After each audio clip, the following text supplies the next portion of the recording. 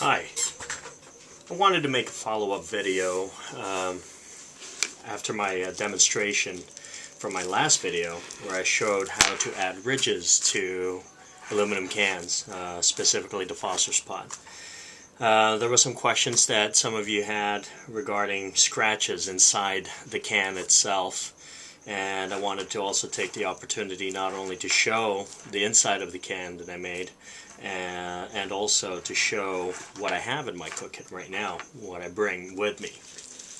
So to begin, this is my cook kit in its own stuff sack made out of 1.1 ripstop nylon. It's leftover material from the hammocks that I made for my kids. We like to go hammock camping as well as tent camping, preferably hammock camping because it's comfortable. So let's begin. Within this stuff sack I have my fuel, which is heat. I believe these bottles hold about 2.5 ounces each, so that's about 5 ounces. I know it's a lot. I can, overnight trips, I only need one, but I normally keep both of them in here just so I know where they are at all times. This is my pot cozy, and within here I have my Ziploc container, which I use to rehydrate my meals. And inside here is my Foster's can with my ridges. Other contents are my knockoff Starlight stove that I use. Takes about an ounce of fuel, a little bit more. It has wicking material inside. Total burn time on these stoves based on 1 ounce of fuel is about 13 minutes or so, and takes about 8 minutes to boil water depending on temperature. Only thing I don't like about these stoves is once your water's boiled, there's no way to retrieve the fuel, and you just have to kind of burn it off. But one thing I've found is 3/4 of an ounce gives you enough fuel to boil 2 cups of water and leave it boiling for about 1.5 minutes or 2, and then a few minutes later, I would say another minute or so, it burns off. So not bad. Inside here is my other cup that I made. Also has ridges, and my pot cozy for it, for my drinks to stay warm longer. Spoon and fork. This was my daughter's spoon and fork when she was a kid, and cut it off. Makes a lightweight alternative. Both of these weigh about 20 grams or so. Also, in case I didn't mention it, this whole kit right here, including the fuel, weighs about 400 grams or so. The reason why I say grams is because I do not have a scale that would measure in ounces, so go figure, you can convert it. 400 grams, I don't know how many ounces, I don't know what that translates to with regards to ounces. Moving on, my pot stand made out of a Vienna sausage can that I took the bottom off, popped in some holes using a hole punch. Works really great for my Foster's pot. And one more thing in here, so you just set that up there and start your boil.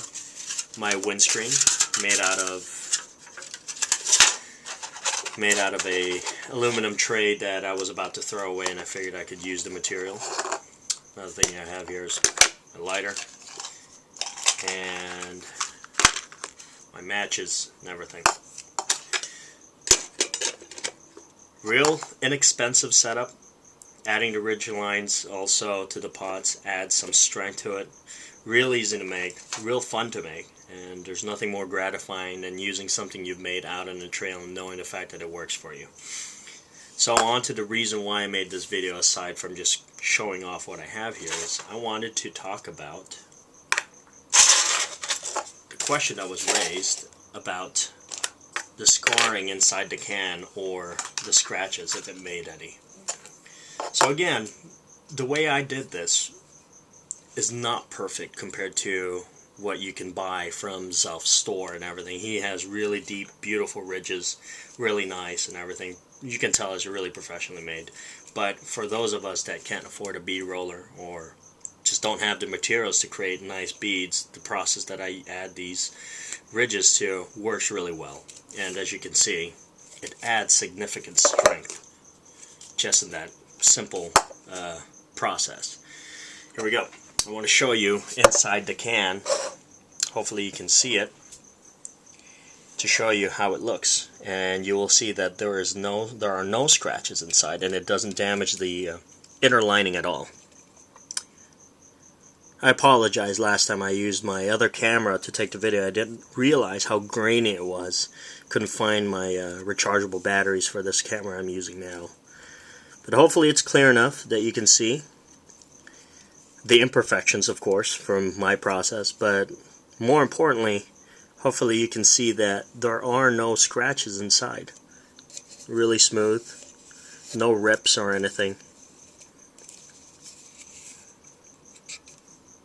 And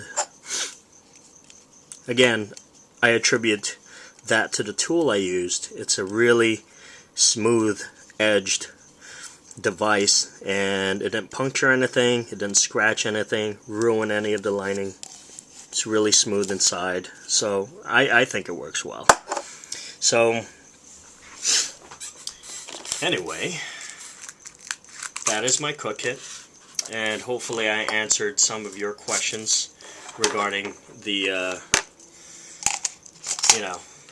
the scratches, if it made any or not. If you have any further questions, feel free to message me or comment on this video, and I'll be more than happy to answer them the best I can. Again, thank you for watching, and I'll see you on the trails.